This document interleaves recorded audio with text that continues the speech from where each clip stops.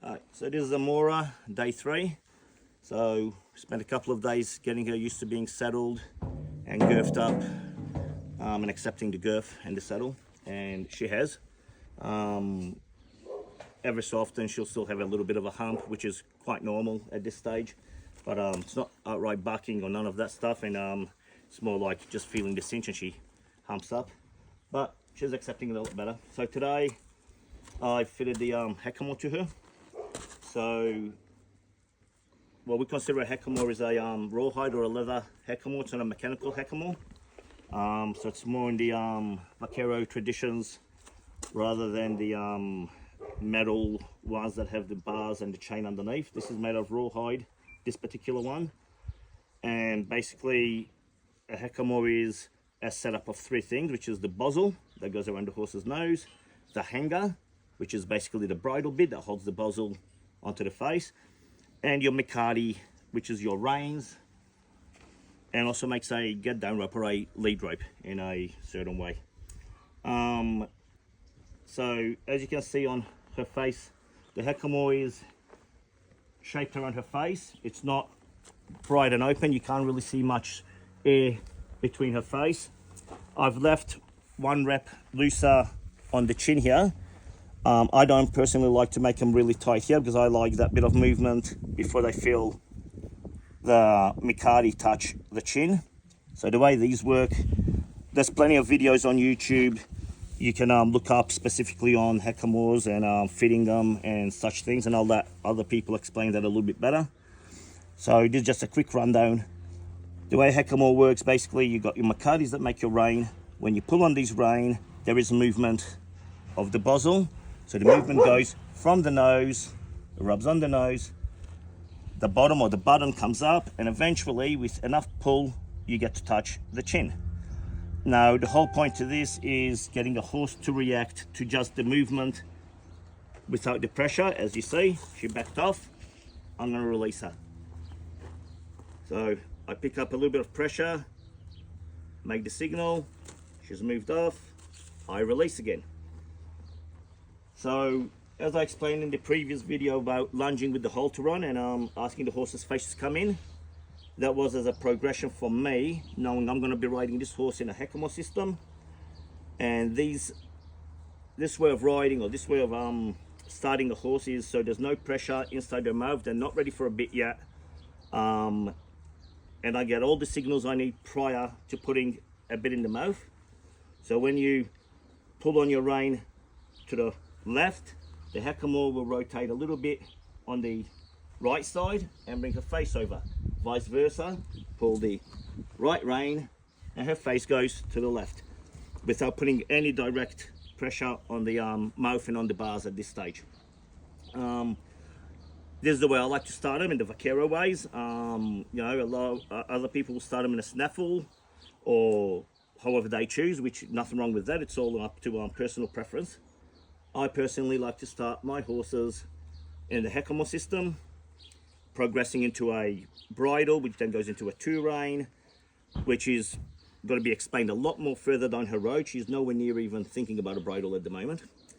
So I'm just going to do a little bit of lunging with her with the hackamore, and you'll see as I'm lunging her, I will use the get down rope, which is a part of the mikati, as my lunge rope, but will also be to signal her face inwards, outwards, and also the stop. First I've just worn it, and I'm just going to lightly ask for her face inwards. While she does that, I'm just going to ask for forward again, and I'm going to lightly, when she takes her face away from me, I'm just going to give her a little tiny bump towards me, because I want her to sort of bend around the circle. I don't want her to be lunging rigid or solid in a way. I want her to be lunging in the same frame as what my round yard is, or whatever area I'm in. I don't like to see a horse lunging square as such.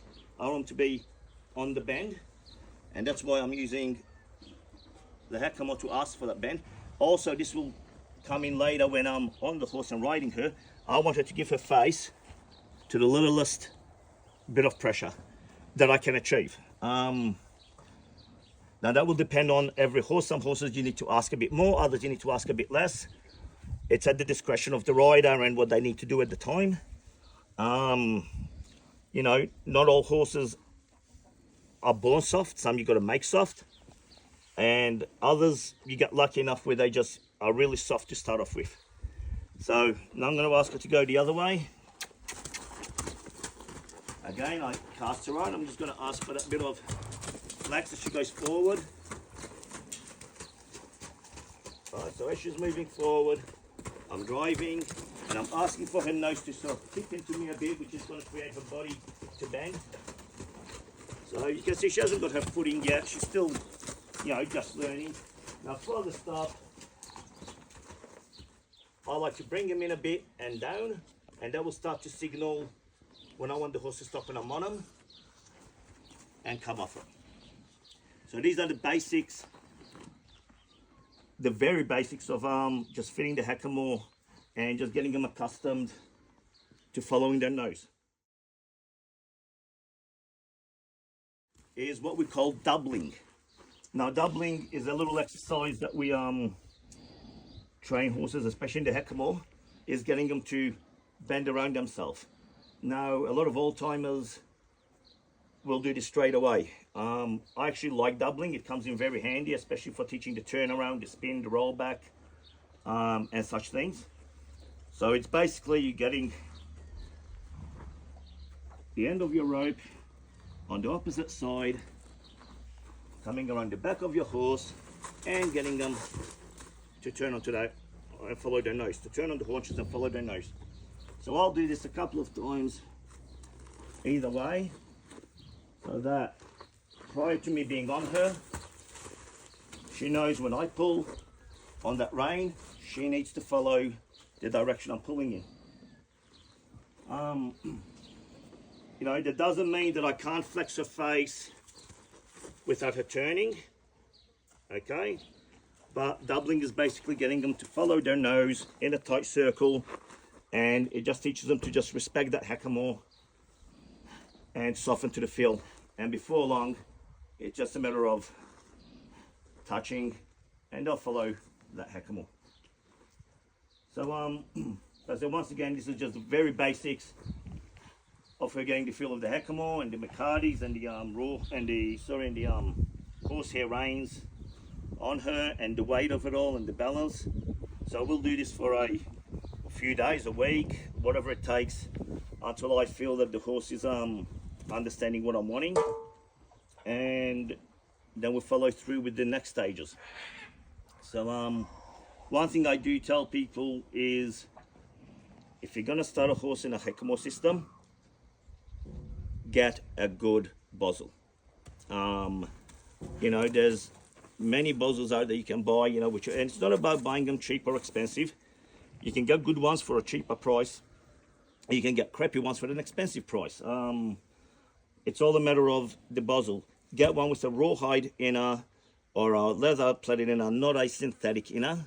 So the core is not wire or plastic, because there's no life to it. There's no feel. It doesn't bend the way we need it to bend.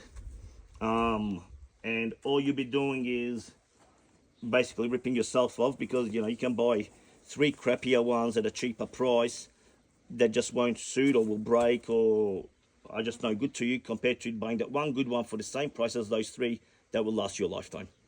But that's your, you know, that's your personal decision to make, and, you know, use what you've got, because sometimes that's all you can do.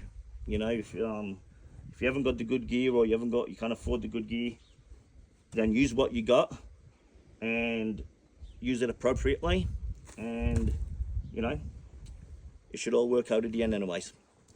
And that's us from Vaqueros. Thank you.